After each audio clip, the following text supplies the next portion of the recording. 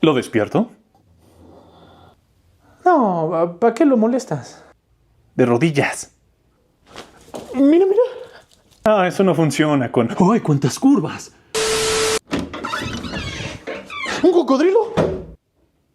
¿Qué? ¿Cómo que cocodrilo? No eres un perro de Veracruz, tú. Me mentiste. ¿Y tú qué eres? ¿Una oveja?